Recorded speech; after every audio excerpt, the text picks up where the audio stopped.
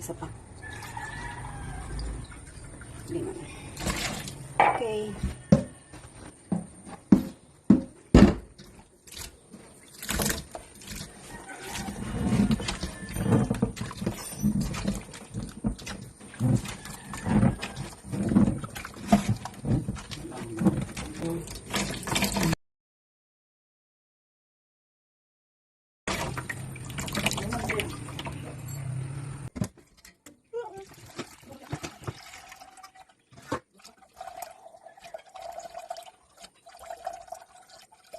For today's video, I would like to share with you guys isang napakasarap na maha blanca kasi ito po ay may halong ube. So this is not just an ordinary maha blanca.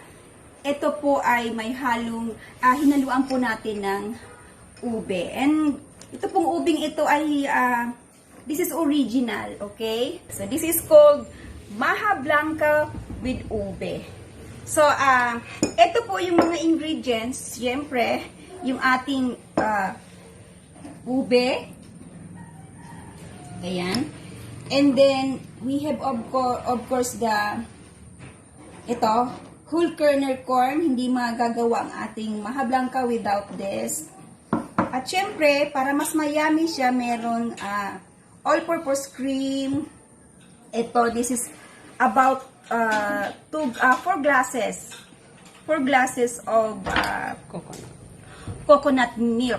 Okay, kahit hindi po siya yung concentrated, nakita niyo naman ginawa ko kanina, ganun po yun. Pwede nyong i-squeeze ng 2 times, basta mga 4 to 5 glasses of gata or coconut milk.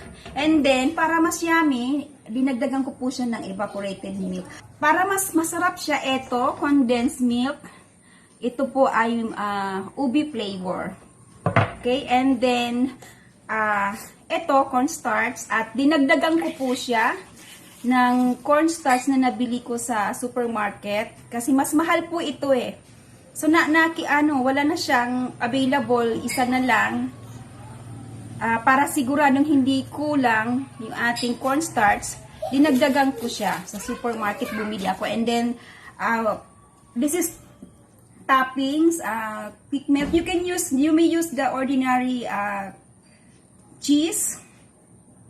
Kaya lang, at this point, available sa aking kitchen ay quick melt. We need also at least 1/4 kilo ng sugar. You may use the brown sugar or yung refined sugar, okay?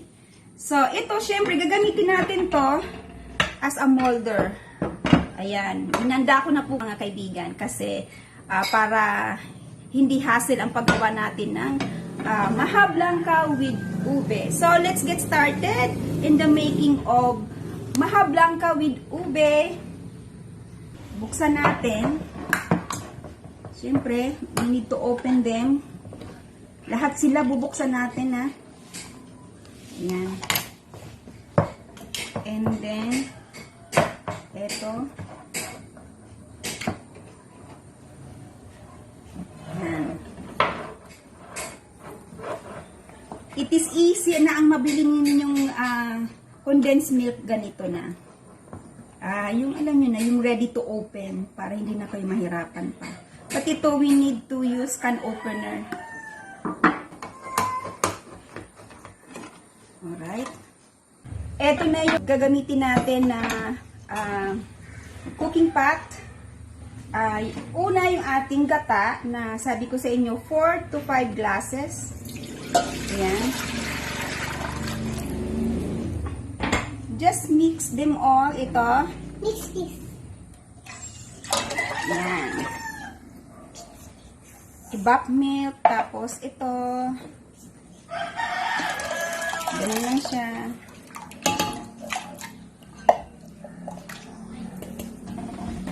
And then ito na muna. Ay, my God. Ayan. Yan. nag-a-add ako nito ng all-purpose cream kasi mas yummy siya. Sinisigurado ko sa inyo. And then, ilagay na natin to. Yung ube. Ayan. And then, ito. Cornstarch. We have to add this one gradually. Ayan, nakikita ninyo. Ayan.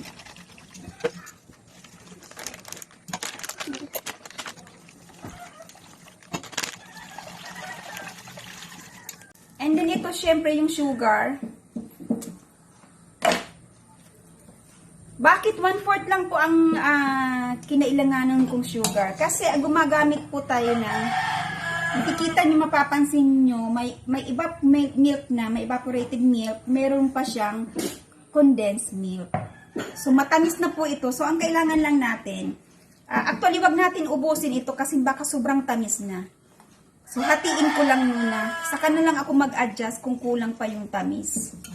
Lalo na sa hipag ko na mahilig sa matamis. Pero yung mother ko, ayaw niya ng sobrang tamis. Okay, so, hindi ko inubos mga kaibigan. Mag-a-adjust na lang tayo kapag kulang pa yung tamis. And then, syempre, ito, ilagay na natin yung condensed milk. Ayan. So, ako, simot na simot ako sa mga ingredients kasi sayang, di ba, mahal ngayon ang ating mga ingredients. Taghirap ngayon. Kaya ang mga ingredients ay sinutin natin.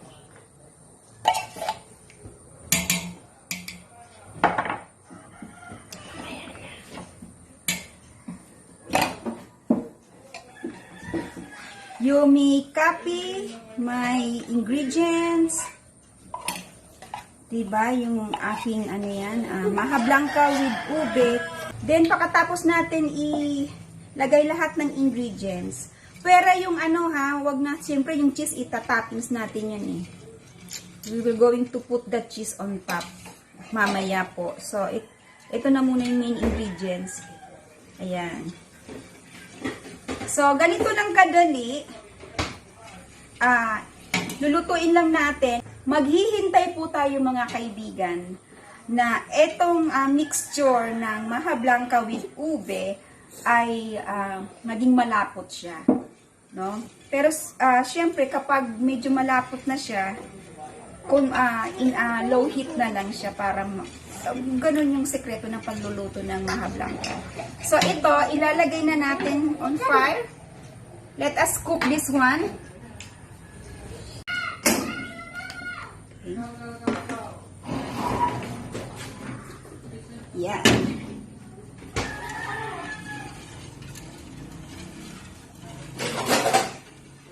Ayan, medyo sticky na siya ng konti mga kaibigan. Oh, mabigat na siya.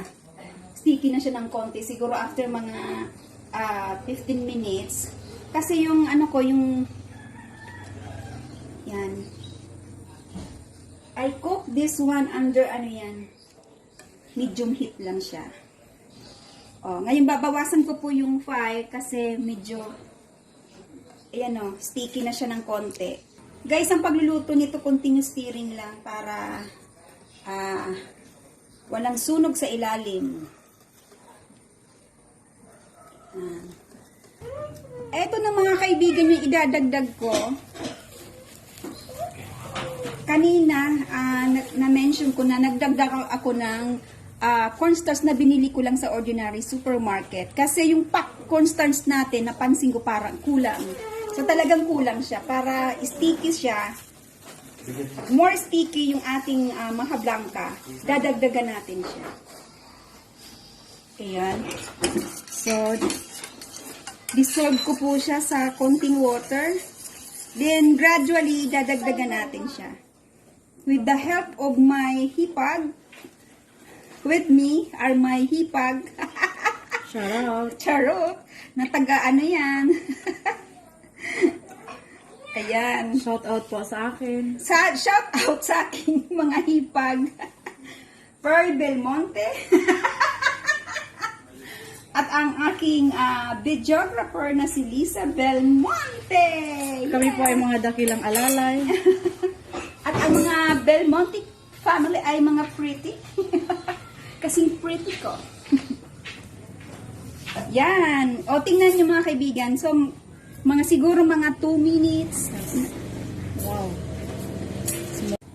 Ayan, sticky na siya mga kaibigan. Pero, just to make sure yung added dissolved cornstarch natin ay talagang lutong-luto. So, we will have to wait for another mga at least 2 minutes. Mga kaibigan, I am pretty sure this time naluto na.